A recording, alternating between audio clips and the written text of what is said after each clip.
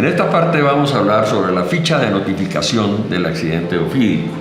Esta ficha es de carácter obligatorio, ha sido diseñada por el Instituto Nacional de Salud a través del Sistema Nacional de Vigilancia en Salud Pública y del subsistema de información Civigila. La ficha tiene 4 puntos que son: el primero está relacionado con los datos básicos del paciente, el segundo está con los datos del accidente, el tercero tiene el cuadro clínico y el cuarto lo referente a la atención hospitalaria. En cuanto a la relación de los datos básicos del paciente, pues lo que hay que anotar son nombres y apellidos completos, el tipo de identidad y el número de identidad. En segundo lugar, tenemos los datos del accidente en sí. En primer lugar, la fecha de atención, la fecha de ocurrencia del accidente, la hora de ocurrencia del accidente, la dirección o el lugar, más exactamente, donde ocurrió este accidente, que puede ser, en la mayoría de las veces, un lugar rural, disperso. Entonces, es conveniente anotar la vereda, el corregimiento, el municipio, el departamento y en el país donde ocurrió el accidente, porque a veces puede ocurrir en las fronteras. El tipo de atención inicial debe quedar anotado en la ficha, ¿sí? Y tenemos las incisiones, si se realizaron o no se realizaron, si se hizo punción, si se hizo sangría, si se aplicó algún vendaje o torniquete, si se inmovilizó la extremidad y si se inmovilizó al paciente, o cualquier otro tipo de atención inicial que se le haya podido prestar. Todo eso debe quedar allí anotado y tiene el espacio para anotar el que no figure dentro del esquema que presenta la ficha. ¿La persona fue sometida a prácticas no médicas? Es una pregunta que hay que llenar y es muy importante, porque muchísimas veces los pacientes en primera instancia acuden al médico tradicional, ¿ya? O simplemente no acuden a ninguna persona y lo hacen tardíamente por primera vez al sistema de salud.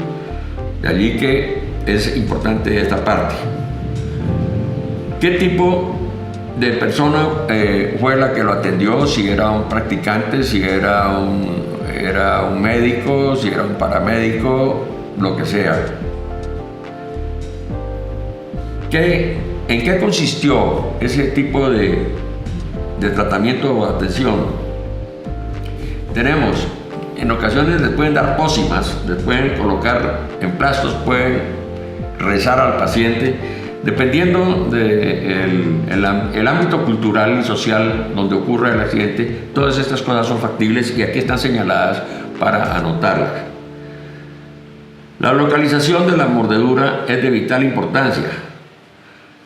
¿Por qué razón? Porque una mordedura en la cara es mucho más peligrosa que una mordedura de golpe en un glúteo o en una pierna. De allí que debe quedar perfectamente consignada. ¿Hay evidencia o no hay evidencia de colmillos? Muchas veces se habla de accidentes ofídicos y resulta que no hubo ni siquiera una mordedura, no hay evidencia o rasgos de heridas de ninguna clase. Pero hay que tener en cuenta una cosa, que si el paciente es agricultor, tiene las manos llenas de callos, llenas de heridas, y tiene que entonces uno evidenciar exactamente en dónde está la herida, haciendo las diferencias en estos casos.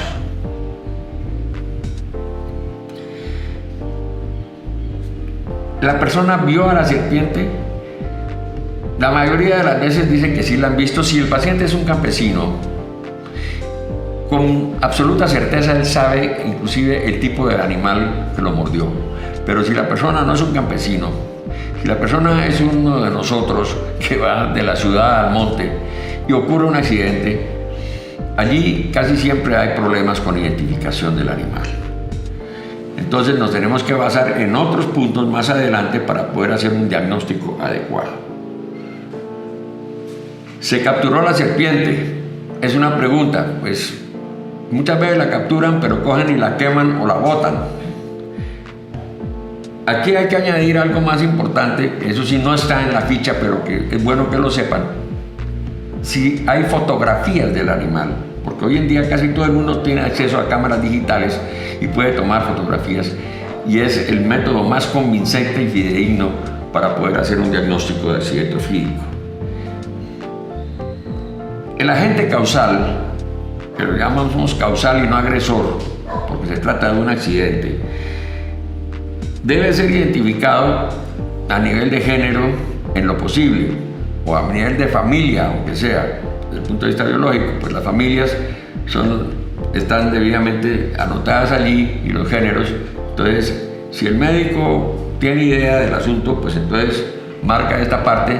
Si no, entonces nos vamos a basar en la clínica y nos vamos a basar en el nombre vulgar del animal y en la procedencia por la ubicación geográfica de qué tipo de animal fue el que ocasionó el accidente. Manifestaciones locales. Pueden ser muchas o puede ser ninguna. En ocasiones localmente no se encuentran sino las heridas y no hay ningún otro síntoma ni signo, pero sistémicamente puede que sí haya un cuadro clínico. Eso indica que el veneno sea absorbido por vía intravenosa. Otras veces las manifestaciones locales son muy evidentes, como edema, dolor, sangrado, ¿ya? En ese caso, pues debe estar anotado en cada uno de los ítems que están aquí marcados, ¿ya? Las manifestaciones sistémicas son bien importantes, porque algunas pueden ser debidas al lofidismo, pero hay otras que pueden ser debidas a circunstancias completamente diferentes, como por ejemplo el pánico natural que tiene la persona por la serpiente. Una persona que consulte en primera instancia con náuseas y vómito no tiene envenenamiento, está asustado usualmente, pero en cambio si manifiesta que tiene sangrado por la nariz, por la boca, por el recto o por los genitales, ya allí estamos hablando de un envenenamiento sistémico de una especie que produce todos estos síntomas. Complicaciones focales. Las complicaciones focales de las mordeduras se ven es ya cuando el paciente consulta tardíamente. Tardíamente puede ser después de 24 horas. Entonces estas manifestaciones o complicaciones locales ya puede ser una necrosis, que es la putrefacción de los tejidos, ¿ya? O puede ser ya una gangrena, en donde francamente ya la coloración es negra de la extremidad y eso va a implicar un manejo completamente diferente y por ende es de gravedad del caso. Las complicaciones sistémicas son las que se generan a distancia del sitio de la mordedura. No importa que la mordedura haya sido, por ejemplo, en el tobillo, pero ahí pasa una vena. Si el veneno se inocula en esa vena, las complicaciones a distancia pueden incluir, por ejemplo, una hemorragia pulmonar o puede ocurrir una hemorragia en el cerebro, en el sistema nervioso central, y entonces eso ya son complicaciones sistémicas.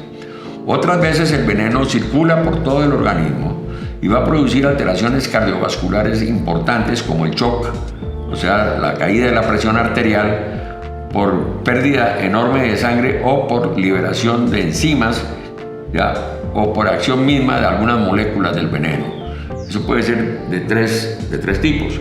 Finalmente se produce una complicación que puede llevar casi siempre a la muerte, que es la falla orgánica multisistémica, o sea, complicación de males, falló todo.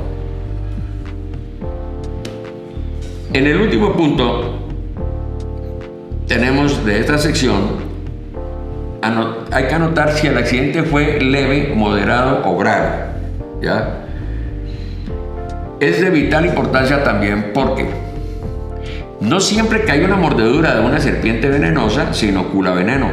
Pueden ser mordeduras de aviso y son la mayoría. Entonces, así se captura el animal y se determine que es un animal venenoso, ¿ya?